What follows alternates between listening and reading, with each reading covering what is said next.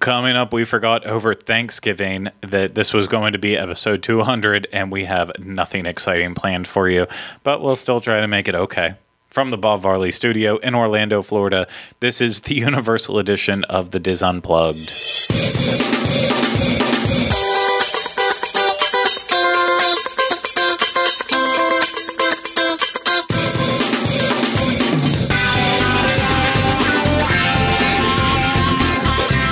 This is episode 200 of the Diz Unplugged Universal Edition. The Diz Unplugged Universal Edition is brought to you by Dreams Unlimited Travel, experts at helping you plan the perfect universal vacation. Visit them on the web at www.dreamsunlimitedtravel.com.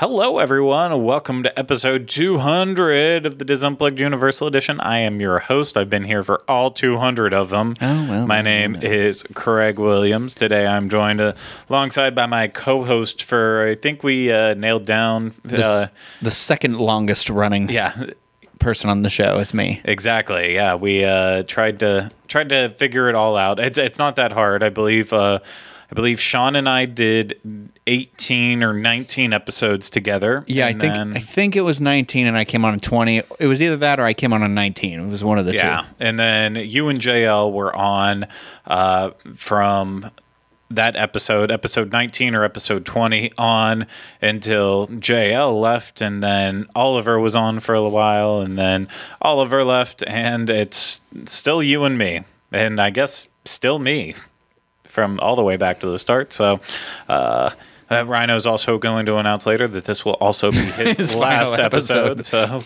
in which this will become a one-man show. Yeah, but you know how many people have stopped listening at that immediate moment just to be like, what? What? He's leaving? And then they'll ask about it years and years from now, even though you'll have explained it over and over and over again. Yes, exactly. So, but I was not lying. It is our 200th episode. We usually try to do something big for the milestone episode. So usually the first show of the year, we try to do something fun. For episode 100, we did something fun. I don't remember what it was. It's been a long time since that. Obviously, like 2 years. And I don't remember. I know it was something. It's just I don't remember either. And I did not do any research on this. So God, I can't even fathom that was 2 years ago. Yeah.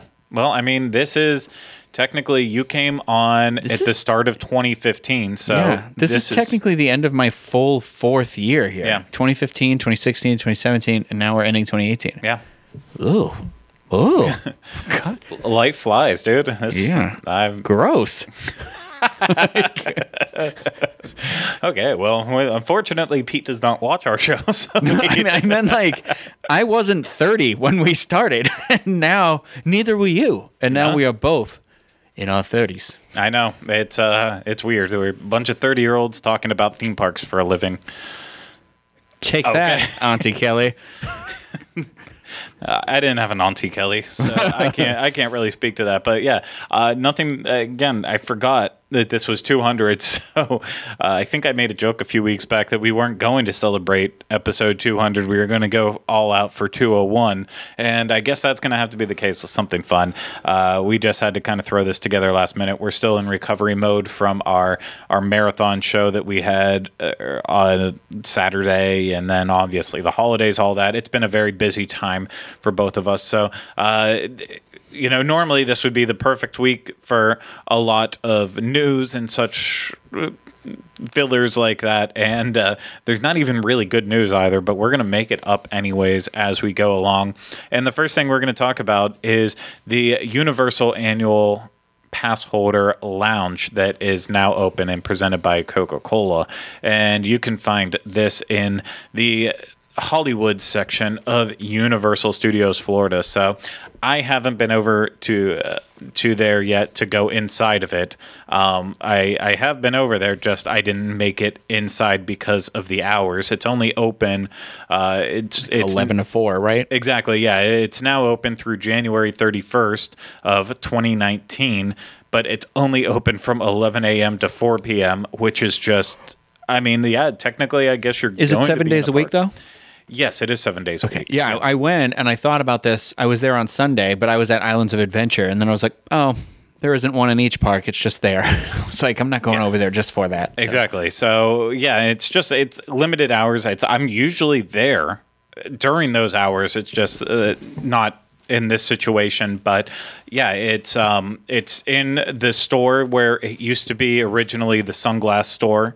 It then shut down, and for a while they turned it into like Secret Life of Pets, into a store for that, and now that's gone too, and now it is the lounge. Yeah. I know what you're talking about. Yeah, right beside Schwab's. It would be on the right side of Schwab's, the Ben and Jerry's that's in there. So yeah, it's the other detail about it that Universal wants to let you know is that it's limited capacity. I haven't seen anything on social media of people hitting capacity in there, so I guess that's hasn't been an issue, or people just aren't making it an issue. But it's a way to go inside and cool off. We haven't really needed that right now with the weather. I was just going to say they started it after it like wasn't super hot. Although I guess it's going to be like 90 in 3 days again. So. Yeah, no, it will. It's going to heat back up and get cold again. It's going to go back and forth. So it's not it's not like it won't be unnecessary in terms of cooling down. But lots of seating. The one cool thing that is inside there, which I've seen videos of but haven't used it firsthand, but they have one of the Arctic Coke coolers. Have you seen this? Have you heard about this? I thought it was just a Coke machine. No, I didn't. I don't know what it is. So essentially, you get a 20-ounce bottle of any beverage that you want, and whether it be Coca-Cola, Sprite, Diet Coke, and it's this machine where then you set it on this little cylinder, and essentially it does a quick freeze of your drink that you put on there, so it turns it into a little slush. So they crystallization, but yeah, basically it does like a rapid freeze to turn it into like kind of a slushy, but still enough that you can drink it from the bottle, obviously. But yeah, I've seen the videos of it, and it is very, very cool. Just in time to tie it into the 20th anniversary of Batman and Robin. I know. They can get an Arnold Schwarzenegger Mr. Freeze on there. They just got to buy Warner Brothers out, so. Oh, yeah. That's a big detail in that. But yeah, that's available for you in there. So you just got to go in with your Coke. I guess you could bring one as long as it's a bottle. You could bring it from any part of it and just bring it in and try it out. I don't think they'll limit you to have to buy it in there, but then again, I've already said I haven't been in the plastic bottle, right? Yeah. Okay. Yeah. No, go ahead and put your can in there. We all know, we all know how freezing a can of Coke works. It's always fun for your freezer, but not fun for you. And then, of course, they're also going to have charging stations inside, which I understand. I've been using my fuel rod a ton recently. Now that my iPhone's hitting the year mark on having it, of course, it's starting to do its slow march of death, whereby after an hour of using it, I'm already down to like 30%. So it's constantly need fuel in the parks. And if you're over at Disney, you can take advantage of fuel rods or bring your own brick. Same thing goes at Universal. You can bring your own brick. But anytime there's free charging stations set up, that's just such a huge benefit. Like sometimes it's just more convenient. Sometimes you forget your cord. You don't think your phone's going to die that fast. Your cord's somewhere where you can't find it, and you just need a place where you can plug in for even 15 minutes just to get it up another 10-15%. Yeah. And so love me some charging stations. But yeah, if you're a pass holder, then go ahead and take advantage of this during the holiday season. I think you can get a pass holder magnet up there, right? Potentially. No? Did I make that up? I don't know. I thought when Tyler and Katrina went in there, and I thought they did get one, but I don't know. I already have 2 of the Universal Annual Passholder magnets. I'm actually giving some away. I have none. I went from, I had 100 and I just kept slapping them on my car hoping they get stolen, but they didn't. I'm joking. I do have 2 of them though, but I don't need any more. So okay. If you want one, you feel free to. No, I don't put that on my car. You okay? No, I'm okay. good. Yeah. No, it's all good. I like magnets. It's just there's only so much room on the fridge. I think we need to start investing in more metal objects in our lives. I have a non-magnetic fridge. It's the worst fridge of my life. What do you even do with that? Like, unfortunately, just sadness, because you go to be like, this will look great on my refrigerator and it'll make me happy every morning. Just kidding. Somebody made a refrigerator that doesn't have magnetic stuff on it. Like, that's just... It's, yeah, I didn't even know that was a thing. Yeah. Didn't even know that was a thing. Wow. Yeah. That's sad. I hate it. Yeah, I can understand why. Next thing that we're not going to hate, this is fun. So, will a Universal movie-themed escape room be on its way? Ooh. So, our sleuther, Charles Boda, who's always Lex checking Sleuther. out. Lex He's always on the patent and trademark office site, as well as all of them, to try to find what's next in the works, whether it be words or different ride vehicles, things like that. He's always on the lookout for that kind of stuff. And he was, the other day, he was scrolling through, and when he was on the United States Patent and Trademark Office website, and saw that on November 9th, 7 Universal City Studios LLC applications were put in referencing Universal's Great Movie Escape. So one of the documents in this realm also hinted directly at the nature of the possible attraction, if it was going to be one, because it actually said it would be entertainment services in the nature of escape room attractions. So there was also a lot of the standard ones that Universal usually puts in a trademark for, like merchandise, just broad uses in that, goods and services. So the one that caught his eye definitely with it was the escape room attractions in there, especially considering it says Universal's Great Movie Escape. So it kind of is right in the name there. So if you've been living under a shed for the past 5 years, and I don't know why just a shed, a rock, any sort of underground lair where you have... The shed is the high society of the things to live under. You got yourself your boulders, you got yourself your rocks. Yeah. If you've been living under a shed for 5 years or so, and you don't know what an escape room is, Ryno, can you explain what one of those are for those shed dwellers? For the shed people out there, it's a room they lock you in, and you have to find a way to get out, right? Yeah. I don't know. I haven't done one. Oh, you haven't done one? No. I mean, I know what they are. I watched The Big Bang Theory. I saw they went on an episode to do one. That's where you're getting your first-hand information. Actually, I think the Hex did that on the middle. I think that was what I was actually thinking of. There was like the perfect family that did it, and they were struggling. But yeah, essentially, you're given like a certain amount of like puzzles that you have to figure out that each bring you closer to completing your ultimate goal, which is getting out of the room, right? Yeah. So it varies from. In terms of, some rooms are bigger than other, depending on which company puts it on. If they have a lot of locations throughout the United States, world, maybe even, it can be a little bit more intricate. And then some of the ones that are like startups that people are just hoping launches them into a bigger realm of escape rooms, there might be not as fancy, but they're all still pretty fun. Like, I've done 3 different vendors around Orlando, and each one is, I like some better than other. I like Escape Game the best. I believe that's the one on International Drive that I did my very first time. I've been back there 2 or 3 more times after that, and I feel like that one is the pinnacle in terms of, it might just be called Escape Room. I can't remember exactly, but go back and watch The Trip. It's somewhere out there. On iDrive?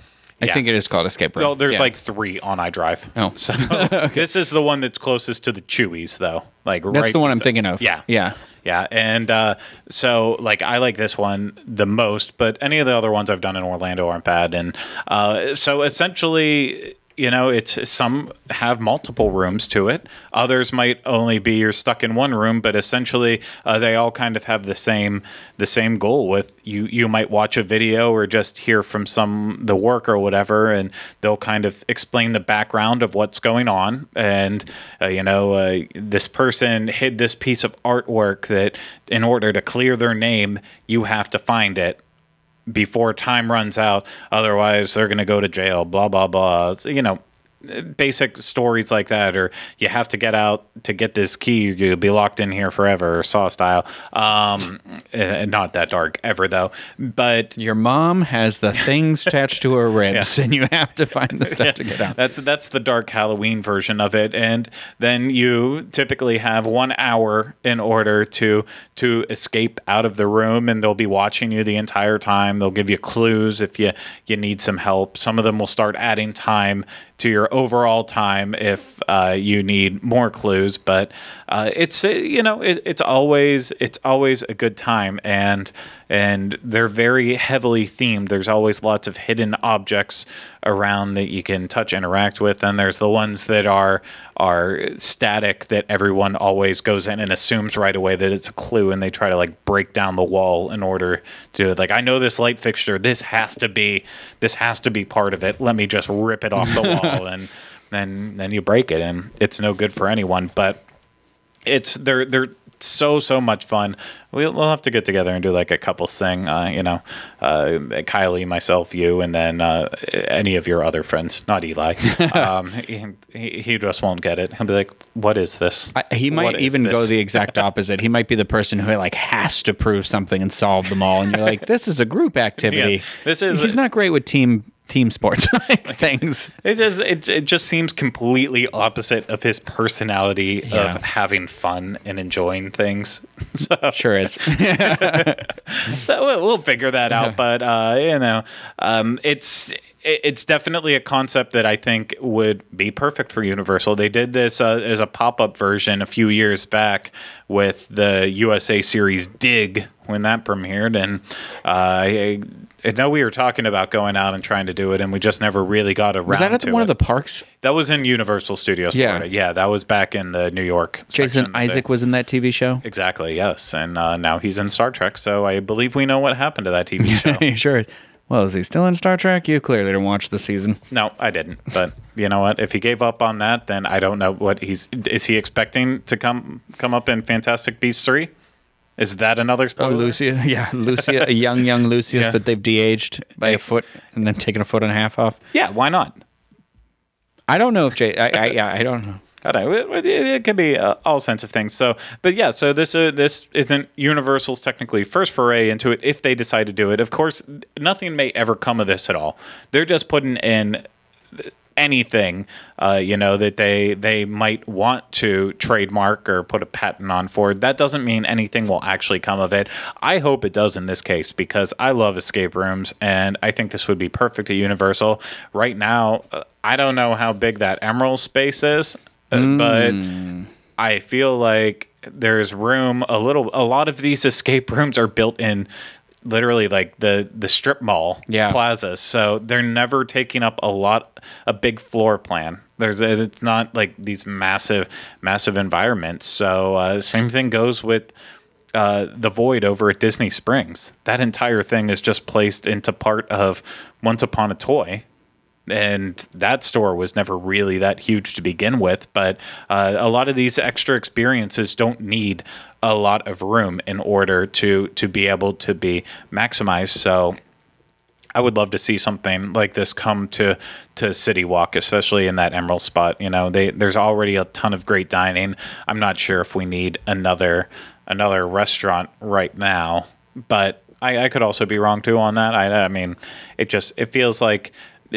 It feels like Universal City Walk has shifted from an entertainment place to solely dining. Yeah. And this would be a good way to bring back entertainment into the realm with that. Then you'd have the theater, the Cinemark Theater, you'd have mini golf, you'd have concerts at the Hard Rock, and you'd have escape rooms, plus all the clubs. So Ryno and I thought that it would actually be a little bit of fun to do some speculation now, in that if Universal's great movie escape room came to Universal City Walk, what movies would we like to escape from, in a sense? So we came up with a list of 6 movies that we think would be cool as an escape room. type attraction, and we're going to kind of share the concepts that we see behind it. Some would talk about a little bit more than others, but it's mostly just a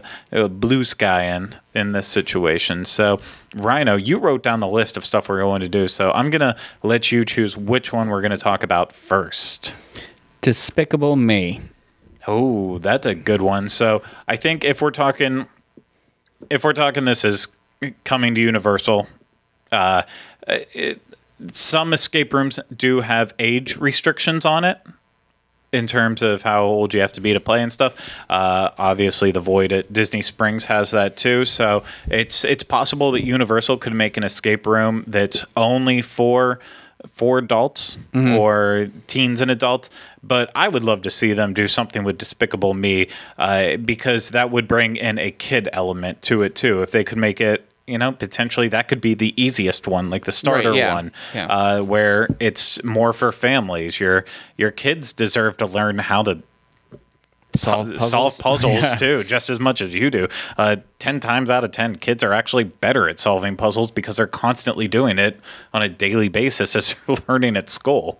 So it only makes sense to add in a kid-friendly game into the mix by taking Universal's biggest property when it comes to family entertainment with Despicable Me in it. And the great thing about that is I feel like there's a lot of ripe properties to go with. Gru is working on his next experiment or his next plot to take over the world, and we have to find the missing piece to his next contraption that he's going to come up with in order to help Dr. Nefario or something, or make it similar to like the first movie, where he needed to like steal the thing from the other guy or something. And that would be a perfect way to lift it right off of the first movie. Is you're trying to steal the moon, trying to do anything like that. But I could definitely foresee that with Dr. Nefario actually being like your host, inside the room and telling you how it's all going to go down. And it's there's plenty of opportunities to add minions throughout the mix. Maybe even get really creative. Put some animatronic minions in that will pop out of the walls and scare you in sorts of ways. We have another one that we're going to talk about that I think could also use animatronics to scare people in the rooms every now and then. So, but I just think this one would be, if you're going with the make it for all ages route, you might as well do Universal's most family-oriented film series that they have. So, well, I mean, we got another dream one here that I feel like is very family oriented too, of E.T. Yeah, you thought it would be a good idea if we were helping get the pieces to create his machine to phone home. Yeah, exactly. So the way I drew this one out in my head is this is like an alternate story that's happening in E.T. that's not in the movie, but in our little movie, in that it's the government authorities have already stepped in and they've locked us away in this room, and we're not able to try to help E.T. in any sort of way. They have us completely locked up. But also on top of that too, the E.T. he needs more of his contraption or something to help phone home, his little speak and spell and record player and are you little rewarded? Circular song. Are you rewarded? Yeah, the circular song. Are you rewarded with Reese's Pieces along the way? Yeah, all throughout the way, you get Reese's Pieces when you complete one different portion. Yeah, piece of candy. It's the best. It's positive reinforcement with that. But no, I see it as something like that. Or even just going straight the government route, is that the government locked you in there and you need to break out so you can help get E.T. back to his family. If I was really smart enough, that's what I was going to say. I would go the route of trying to bring it into the attraction too. But I'm not that creative. Botanicus need your help. Well, Botanicus could still help us. He could be the host of the attraction. But I think E.T. could be something that could definitely exploit as well in terms of escape rooms. So why don't we talk about the one that you really want the most? Back to the Future. And what do you want from that? I don't know. I feel like it's like Marty, are you using one of the movies? Is it like the 50s and we have to kind of find, because remember, Marty struggled. They had to find the way to get the time machine to get back to the future. So maybe this is another, like, we've taken the DeLorean back and we need to figure out a way to power it again. And so this is us trying to get the pieces to power it or something, or maybe we're trying to find the plutonium. Yeah. And it's the very beginning of the original movie or something like that, because I think about the third movie, like in the beginning before Marty went back into the Old West, they were also trying to figure out a way to, or I'm sorry, not before, but when he was in the Old West, they were trying to figure out how to power it up and stuff. So this could be another sort of play on that scenario from the first and third movie. Yeah, it could be simple. It could be, we need to help get the keys. We need to help find the blueprints to give to Doc Brown so he can build the rig that he has going from the clock tower all throughout there. It can be anything like that, but I think it is ripe. Like, it's pull. I don't know why I'm saying it like that. Pull. Let's get Emmett Brown out of retirement, Christopher Lloyd, and strap him in and make him say, like, I can't find my plans. I need help. Yeah. Help me find them. Help me, Marty. I don't think he's retired. He was in an episode of Roseanne recently, so I'm pretty sure he's like, but it was not with a lot of fanfare, and you're like, you're still going, huh? Yeah, we'll say he's semi-retired. I would like to believe that he's like Rick Moranis and that he's retired, but if the right role comes along, he'll pull himself out of retirement. And clearly Roseanne was the dating their mother, Jackie and Roseanne's mom on Roseanne. He was the boyfriend. Anyway, I think that would be, I think that could be fun. I don't know. Yeah, I agree with that too. So there's lots of, just maybe the almanac, something happens with the almanac too. I don't know. I like that the whole concept of that could even be updated potentially based on different time periods. So if they wanted to be like, oh, we need this story, but we kind of want to change it to Wild West. They could maybe do it that way. They could set it in the 50s. They could set it each different room. You could time travel between different. I mean, it would make absolutely no sense then, since you need the DeLorean. Well, maybe it's not a DeLorean. Maybe it's a new time travel device, because like he had the train in the third one. Yeah. So maybe it's a new, Doc Brown has like a new device or something like that. And you need to go and collect items from each of the different places they stopped in the movies to get something that they left behind. Like that would be a cool way to have a multiple room escape room, but then also theme each one of them a little bit differently. After an exciting idea like that, I feel like we have to bring it back down a little bit and say that even though you might not care for the quality of the films or the attraction, I feel like they'd have to do something with Fast and Furious. So it's just, it doesn't matter where you stand on it. It doesn't matter if you hate that attraction and you think that it's a failure. And even I'm sure Universal sees that attraction as a failure as a whole, but it doesn't matter. The movies still made a boatload of money, and any movie they release under the Fast and Furious banner after all of this, even if it's spin-offs, whatever, those are probably going to make a boatload of money too. So they would take something that is in this realm and put it into an escape room. In my opinion, they would need to do it, and I feel like because those essentially became heist movies. Heist spy movie.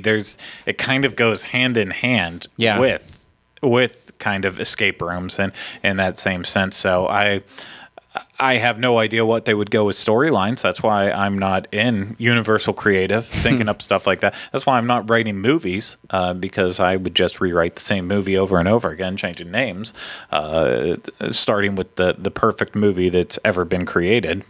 Fast and Furious 2? Yes. Too Fast, Too Furious? Too Fast, Too Furious. But you would do it TOO. Yeah. When they wrote that movie, they broke the mold. They decided every movie in the future would be based on Too Fast, Too Furious. There was a memo that went out to studios. And it doesn't matter what idea you have to take at least one. Put the hero's journey in the background. We've got the Too Fast, Too Furious mold now. So stupid. But I think it's obvious that they would try to do something with that in terms of the theme park. So I want to save the fun one for last. What was the other one that we brought Mummy. up? Oh, yeah. This one stemmed from Ryno saying, well, let's represent classic monsters with Universal. And, you know, we when we were talking about it, we're like, well, what classic monsters would it be? I think there's several that it could maybe work for. Like, I think something with Frankenstein could work. I think the Wolfman too. Like you're maybe trying to help him find a cure or something like that. Or even that you have to find a way out because the wolf, you're in this. Well, I mean, I guess he needs to be in the moonlight in order to change. But A man is pure of heart.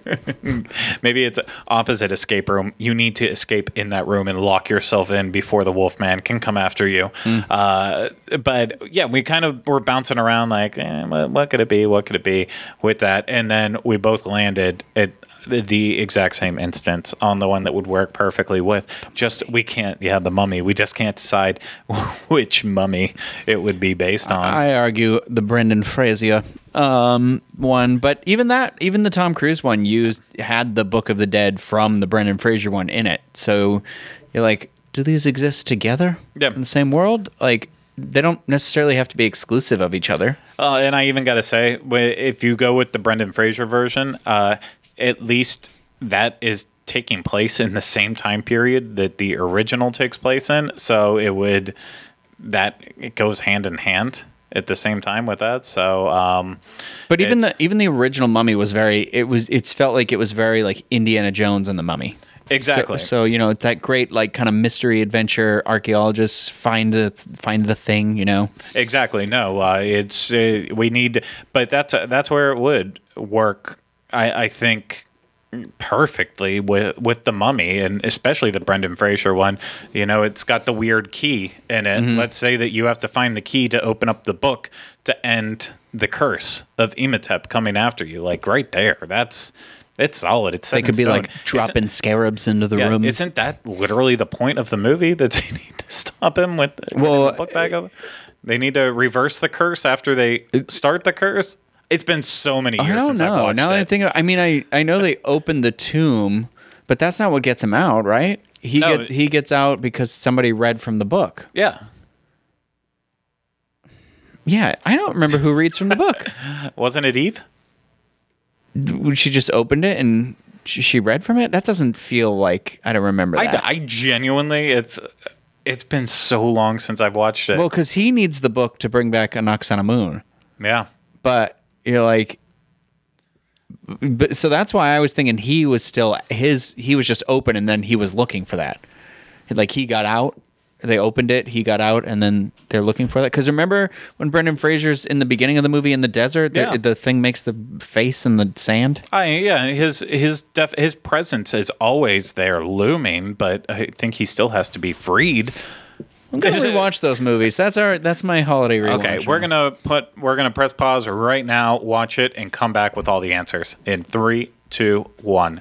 Man, isn't the third one great? Wow, you can say the third one was great, but when The Rock just appeared out of nowhere, and the second one is the Scorpion King, I mean, the CGI is just cut it out, like classic Joey Gladstone style right there.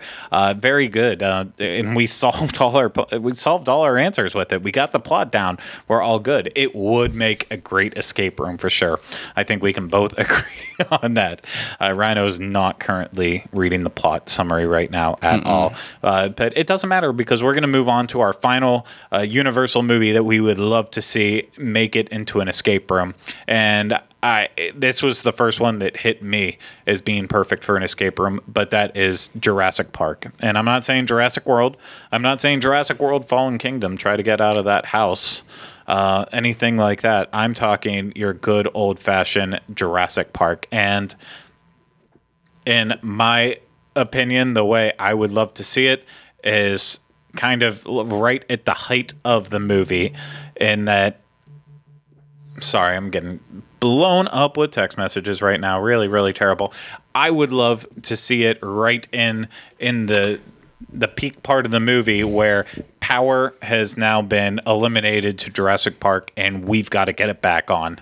And we're going through that realm too. So we know it's going to be very dark in there. Maybe we have to use flashlights in order to get keys to open up to get into all the next speakers room. can be making dinosaur noises. Oh yeah, no, just to have like complete 360 sound where it makes you think like something's coming after you while you're trying to solve these little puzzles and mysteries in order to get into the next room where the power's on. But then of course the pump that you have to pump multiple times, that's got a padlock on it that you can't push all the way up until you get that off, and then finally you can power up and the electronic door will open up and you can escape out.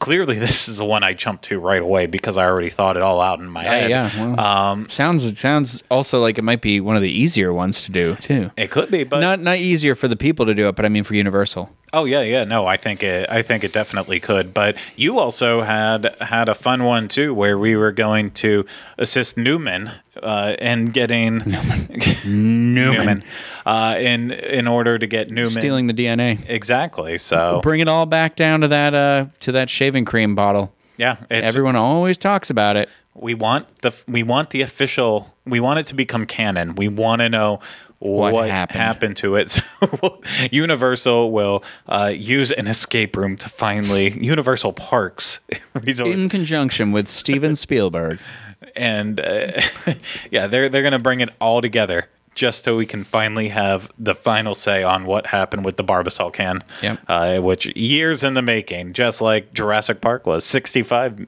million. Yes, was that it? That was the tagline. I think I got it wrong on one show before where I was like 200 years in the making. 200. They had them during the Civil War. Yeah. You don't remember that Velociraptors were ridden into by battle? the Union Army into battle? That's why the Union won, I think, if I can remember. I didn't pay a lot of attention during history class, but those are just 6 of the escape room ideas, concepts that we would like to see if this ever came to be at Universal Orlando. I'd like it known that Evelyn does read from the Book of the Dead.